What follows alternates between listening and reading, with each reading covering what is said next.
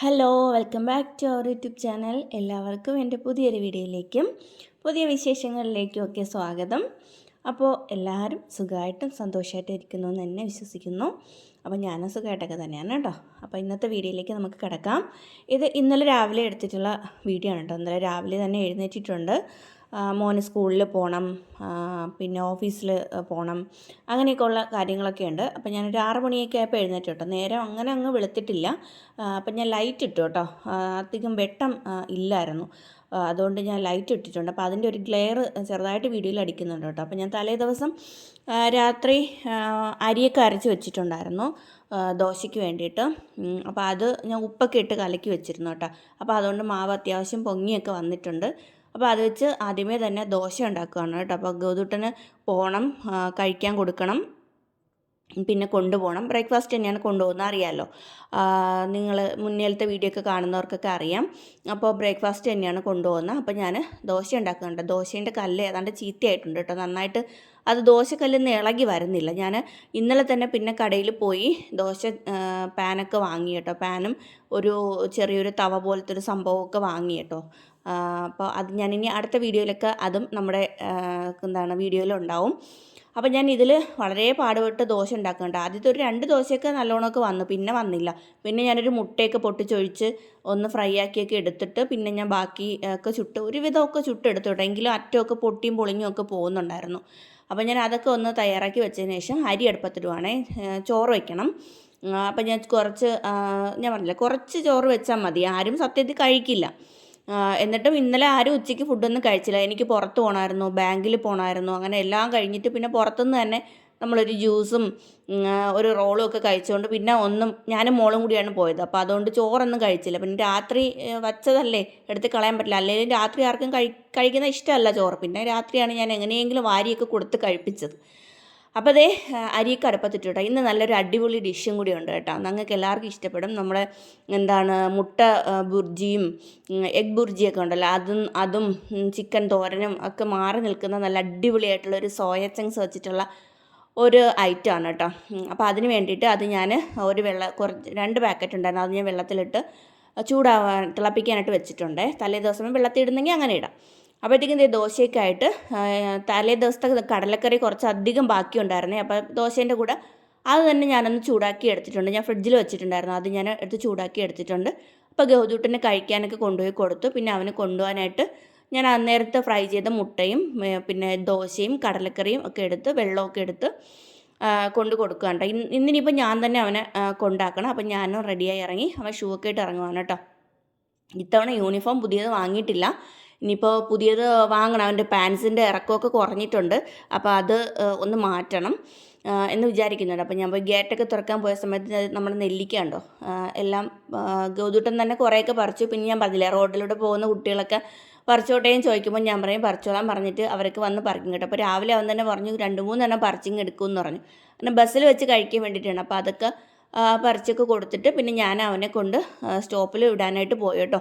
ഞാൻ പറയും, ബസ്സിൽ നീ നെല്ലിക്കയൊക്കെ കൊണ്ടുപോകുമ്പം പിള്ളേർക്കൊന്നും ഇങ്ങനെ കൊടുത്തിട്ട് അവരുടെ അടുത്ത് വർത്താനം പറയുകയോ ചിരിക്കുകയോ ഒന്നും ചെയ്യരുത്. നെല്ലിക്കയല്ലേ, എന്താണ് നമുക്ക് ഒന്നും പറയാൻ പറ്റില്ലല്ലോ, അതുകൊണ്ട് സൂക്ഷിച്ചൊക്കെ കഴിക്കണം എന്നൊക്കെ ഞാൻ പറയാറുണ്ട് കേട്ടോ. അപ്പോൾ അവന് സൂക്ഷിച്ച് തന്നെ കഴിക്കുന്നത് എന്നൊക്കെ പറയും. അപ്പോൾ ഞാൻ നമ്മുടെ ജംഗ്ഷനിൽ എത്തിയിട്ടുണ്ട് കേട്ടോ. ജംഗ്ഷൻ്റെ സൈഡിൽ ഞാൻ എന്നും നിൽക്കുന്നതിൻ്റെ ആ സൈഡിലായിട്ട് ഇപ്പോൾ കുറച്ച് പണി കിടക്കുന്നുണ്ട്. അവിടെ എന്തോ ഓട ശരിയാക്കുകയോ എന്തോ ചെയ്യുന്നുണ്ട്. അപ്പോൾ കുറച്ച് ഇപ്പുറത്തോട്ട് മാറിയാണ് കേട്ടോ നിൽക്കുന്നതേ കണ്ടോ. അവിടെയൊക്കെ പൊളിച്ചിട്ടിരിക്കുന്നുണ്ട്. അവിടെ വൈകുന്നേരവും രാവിലെയും ഭയങ്കര ബ്ലോക്കാണ് കേട്ടോ. ഈ ഓഫീസ് ടൈമൊക്കെ ഉണ്ടല്ലോ, ആ ടൈമൊക്കെ ആകുമ്പോഴത്തേക്കും.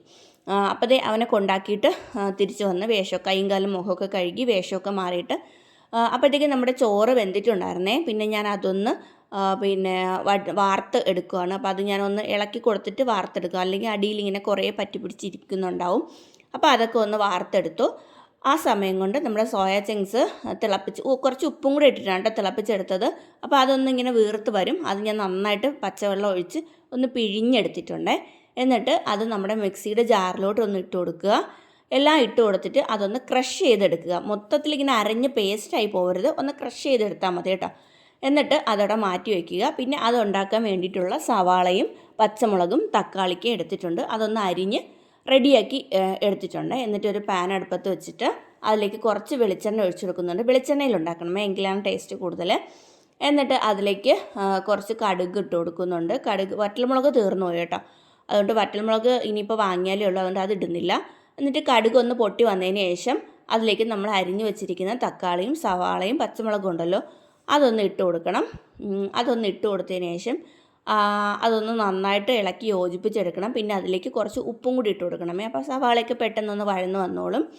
അപ്പോൾ അതൊക്കെ ഒന്ന് റെഡിയാക്കി എടുക്കുന്നുണ്ട്. നല്ല ടേസ്റ്റാണ് കേട്ടോ. നമുക്ക് ദോശേൻ്റെ കൂടെയോ അപ്പത്തിൻ്റെ കൂടെയോ ഒക്കെ കഴിക്കാം, ചോറിൻ്റെ കൂടെ കഴിക്കാം, ചപ്പാത്തിൻ്റെ കൂടെ കഴിക്കാം. നല്ല ടേസ്റ്റാണ് കേട്ടോ. അപ്പോൾ അത് ഞാനവിടെ ഉള്ളിയൊക്കെ വാടാനായിട്ട് മൂടി വെച്ചിട്ടുണ്ട്. പിന്നെ നമുക്ക് ചോറിന് ഇന്നും മീനൊന്നും വാങ്ങിയിട്ടില്ല കേട്ടോ. അപ്പോൾ ഞാൻ ഒരു ബ്രിഞ്ചോൾ ഫ്രൈയും കൂടെ തയ്യാറാക്കാമെന്ന് വിചാരിച്ചു. പിച്ചാത്തി ആണെങ്കിൽ മുറിയുന്നേ ഉണ്ടായിരുന്നില്ല കേട്ടോ. പിന്നീട് ഞാൻ അരം കൊണ്ട് തേച്ച് ഉരച്ച് ഒക്കെ റെഡിയാക്കിയൊക്കെ എടുത്തിട്ടുണ്ട്. പിന്നെ അതൊന്ന് റൗണ്ടിന് കട്ട് ചെയ്തെടുത്തിട്ട് ഞാൻ ഇതിൻ്റെ മുന്നിലത്തെ വീഡിയോയിലൊക്കെ കാണിച്ചിട്ടുണ്ട്. അതിനുള്ള മസാലകൾ എല്ലാവർക്കും അറിയാവുന്നതൊക്കെ തന്നെയാണ്. മുളക് പൊടിയും മഞ്ഞൾപ്പൊടിയും കുരുമുളക് പൊടിയും ഗരം മസാലപ്പൊടിയും ഉപ്പും എല്ലാം കൂടെ ചേർത്ത് ഒന്ന് തിരുമ്മി യോജിപ്പിച്ചതിന് ശേഷം ഒരു 5 മിനിറ്റ് ഒന്ന് റെസ്റ്റ് ചെയ്യാനായിട്ട് വെച്ചാൽ മതി.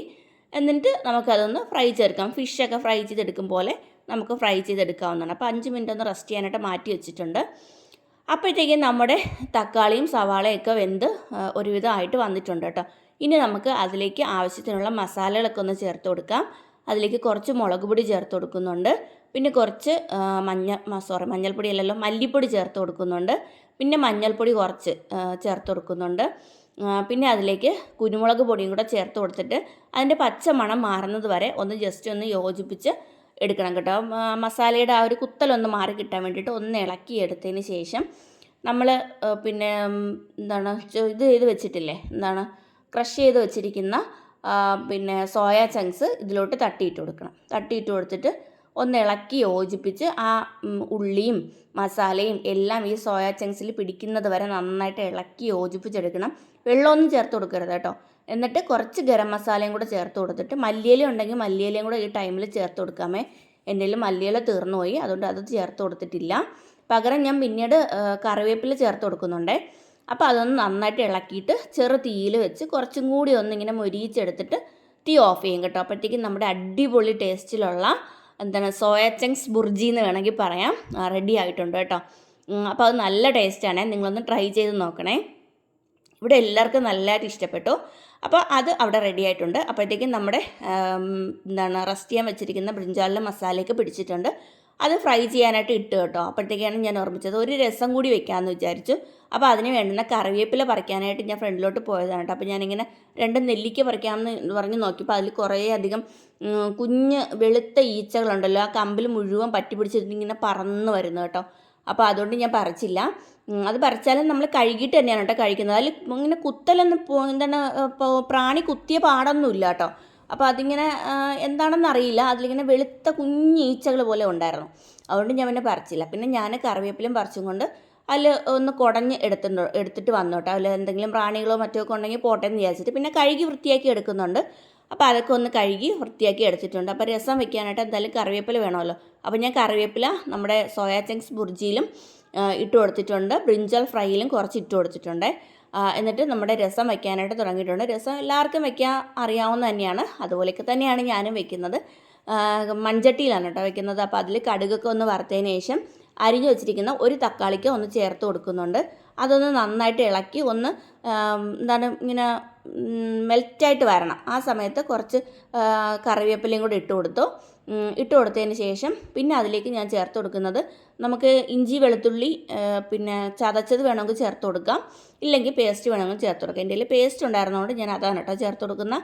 അപ്പോൾ അതും കൂടി ഒന്ന് ചേർത്ത് കൊടുത്ത് നന്നായിട്ട് ഇളക്കി യോജിപ്പിച്ചതിന് ശേഷം പിന്നെ അതിലേക്ക് ചേർത്ത് കൊടുക്കുന്നത് വെച്ചാൽ പുളിയാണ്. പുളി ഞാൻ കുറച്ച് മുന്നേ വെള്ളത്തിലിട്ട് വെച്ചിട്ടുണ്ടായിരുന്നു. അതൊന്ന് പിഴിഞ്ഞെടുത്തിട്ട് അതൊന്ന് ചേർത്ത് കൊടുക്കുന്നുണ്ട് കേട്ടോ. അപ്പോൾ ആദ്യം കുറച്ച് വെള്ളം ഉണ്ടായിരുന്നുള്ളൂ, പിന്നെ അതൊന്ന് ഇളക്കി കൊടുത്തിട്ട് ആ പാത്രത്തിൽ തന്നെ കുറച്ചും കൂടി വെള്ളം എടുത്തിട്ട് അതും കൂടി ഒന്ന് ചേർത്ത് കൊടുക്കുന്നുണ്ട് കേട്ടോ. എന്നിട്ട് പിന്നെ അതിൽ ഉപ്പിട്ടിട്ടില്ല നമ്മൾ.